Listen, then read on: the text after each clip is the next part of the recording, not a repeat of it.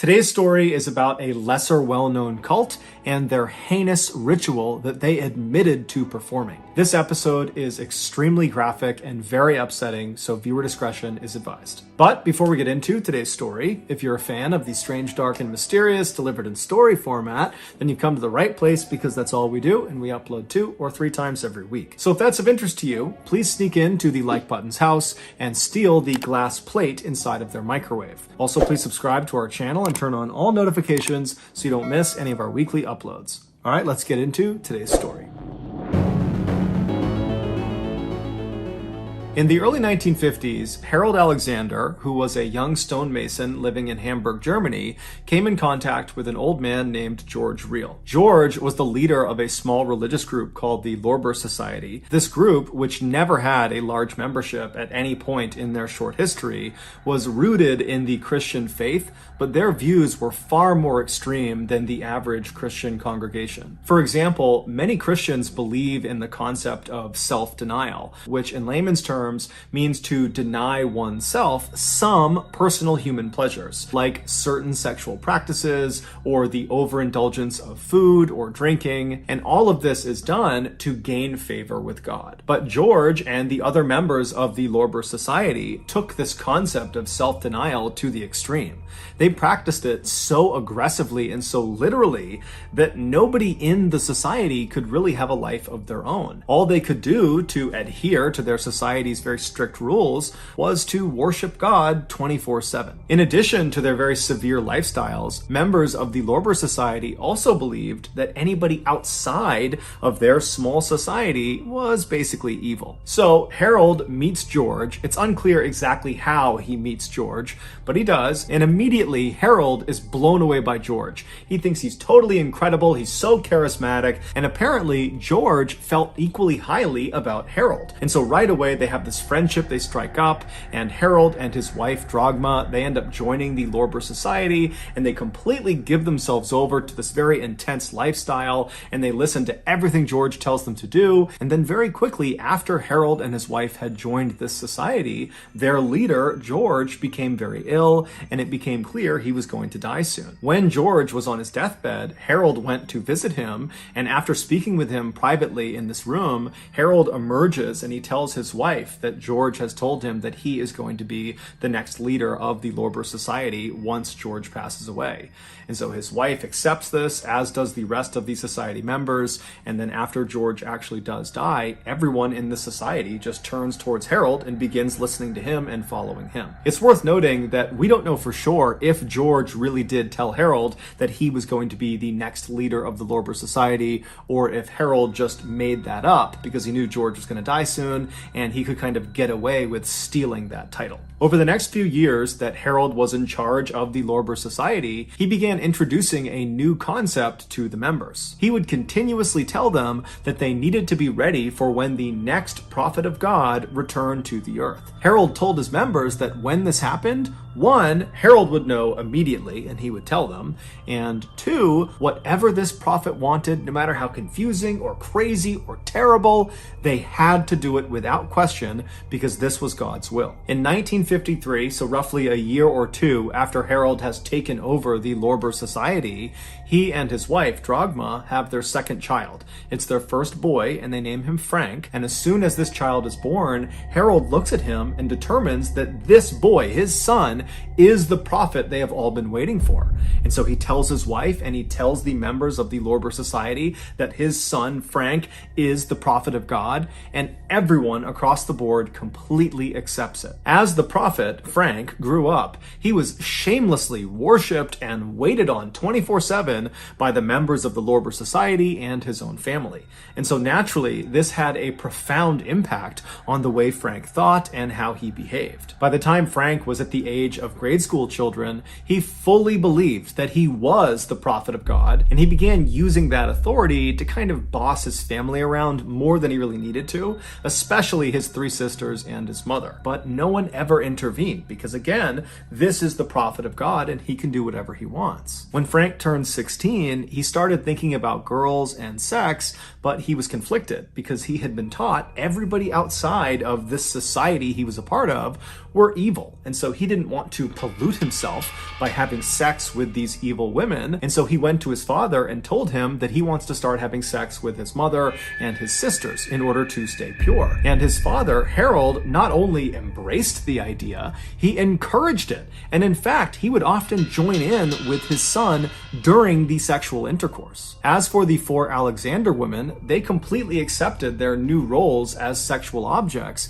because they believed by doing whatever Frank the prophet wanted, they were serving God. Eventually, one of the sisters began talking to some of her very few friends at school about how she was kind of jealous of her other sisters for all the attention they were getting from Frank. And so the friends kind of picked up on this strange relationship between the siblings, and before long, rumors had started about there being some incestuous relations inside of this family, and those rumors eventually made their way to the parents of students, and then from the parents, that made its way to the police, and before long, Harold had discovered that the Hamburg police were about to launch an investigation into his family. And at the same time, Harold also discovered that members of the Lorber Society, they had heard about these incest rumors as well, and they had their own suspicions already, and they were not on board with incest. And so they were very clearly starting to distance themselves from Harold and his family. And so it was pretty clear to Harold that the writing was on the wall. He and his family were no longer welcome in Hamburg.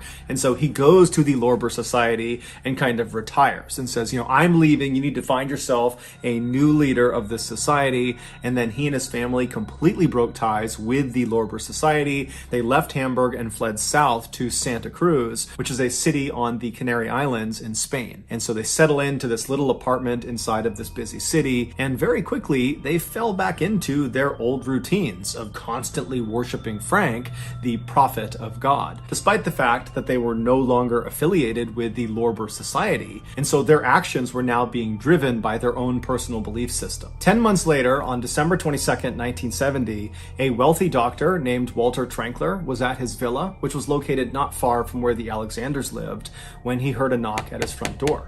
When he opened the front door, he saw there were these 2 men who he didn't recognize, who were covered head to toe in what looked like mud. And at first, he was totally taken aback by their appearance and almost wanted to just shut the door. But in order to be polite, he kept the door slightly open and said, hey, how can I help you guys?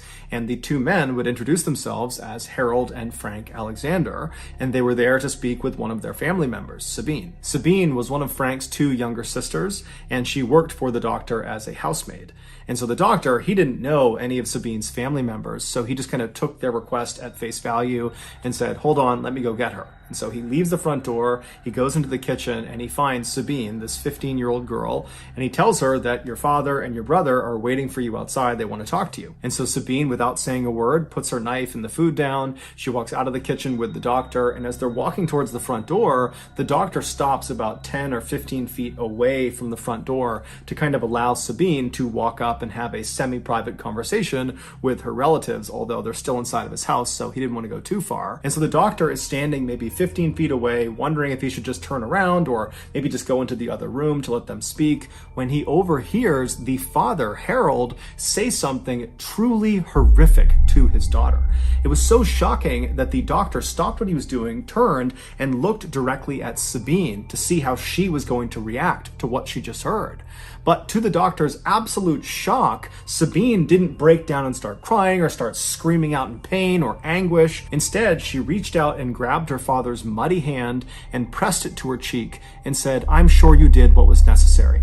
And then the 2 embraced. The doctor stood there totally shocked, staring at these people, wondering what the heck they're doing. Why are they here? What are they talking about? Is this really happening? And then he just kind of blurts out, "Hey, I'll be right back. Stay right there." And then the doctor turned around and darted out of the front hall into another room where he barricaded himself inside, and then he called the police. When the police showed up just a few minutes later, they rolled into the front lot, and they saw Harold, Frank, and Sabine were still just casually standing in the front front doorway of the doctor's villa, seemingly not really trying to go anywhere or do anything. And so the police get out of their car, they walk up to the trio, and they say, you know, what's going on? What are you doing here? And Harold very calmly and casually tells one of the officers the same horrible thing that the doctor overheard him saying to Sabine. Except this time, Harold specified to the officers where this horrible thing took place. He said it happened inside of their apartment. The police were shocked at Harold's candidness and the fact that his two kids were standing right next to him and they're hearing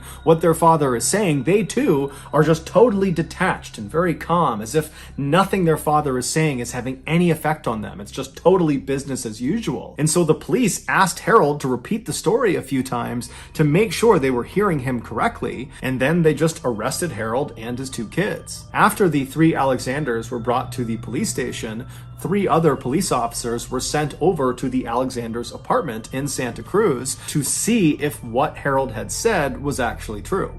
And when these officers opened the front door to that apartment, they immediately could tell it was all true. The following is the story of what happened inside of that apartment based on the testimony given by Frank and Harold. On December 21st, 1970, so that's one day before Frank and Harold arrived on the doorstep of the doctor's villa, the father and son were home in their apartment with the mother, Dragma, as well as 2 of the 3 sisters. It was 18-year-old Marina and 15-year-old Petra. The other sister, Sabine, she was over at the doctor's villa. She was staying with him for a couple of days while she worked there. At some point that afternoon, Dragma and Harold left the living room and went into one of the bedrooms to lie down and take a nap. And after they lie down, Frank, for some reason, gets up from the living room and walks into the bedroom and sits down on the edge of the bed and just stares down at his mother. And when his mother rolls over and looks up at her son, Frank would later tell police that the look she gave him was suggestive and it was offensive to Frank, and he believed she was not permitted to look at him that way. And so in this moment that she's looking at him, he said he instinctively knew that the killing hour was upon them. The killing hour was not a Lorber Society concept. It was something that Frank and most likely Harold had come up with, and the rest of the family, the mother and the 3 sisters, had totally accepted. According to Frank and Harold, women were impure, and the only way to purify them, i.e. send them to heaven and not hell, was to murder them. And so it was just fundamentally understood in the Alexander household that at some point Frank was going to declare that the killing hour was upon them, and when that happened, all the women in the household were told to stop what they were doing and wait for Frank to sacrifice them.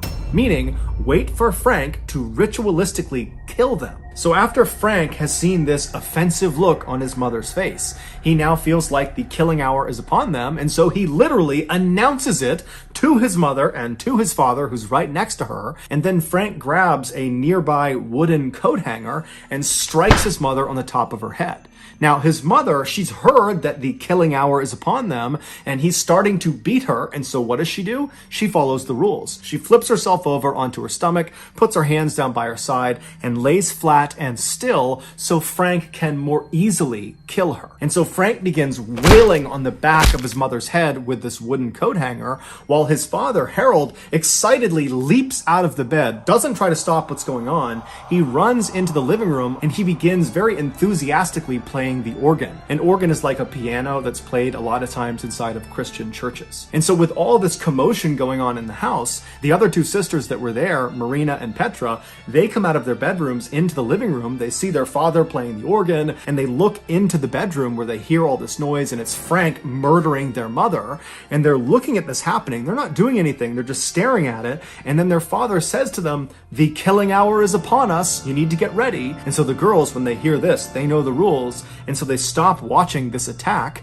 and they make their way over to the center of the living room, and they sit down cross-legged, and they begin to patiently wait their turn. After a while, Frank stopped beating his mother, who was now unconscious or perhaps even dead, and he walked out of the bedroom into the living room, where he saw his father on the organ, and he saw his 2 sisters sitting on the ground. And so without any hesitation, he walks over to Marina, the older one, the 18-year-old, and he begins hitting her on the top of the head until she slouches over onto the ground motionless.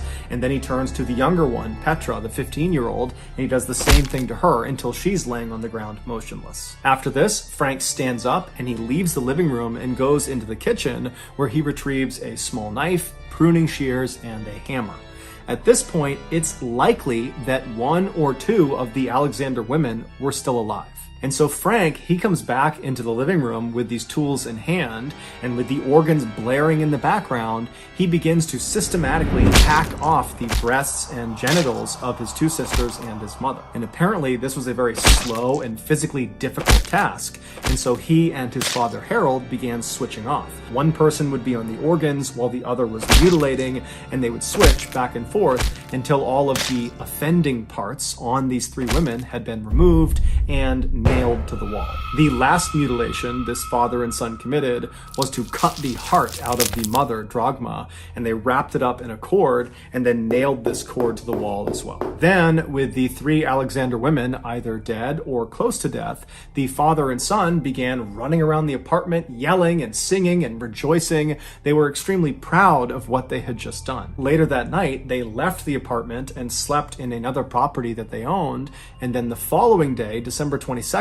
they went to the doctor's villa to tell Sabine the good news. And so they knock on the door, the doctor answers, he goes back and gets Sabine. Sabine walks up, and Harold, her father, says to her, "Sabine, we wanted to tell you right away that Frank and I have just finished killing your mother and your sisters."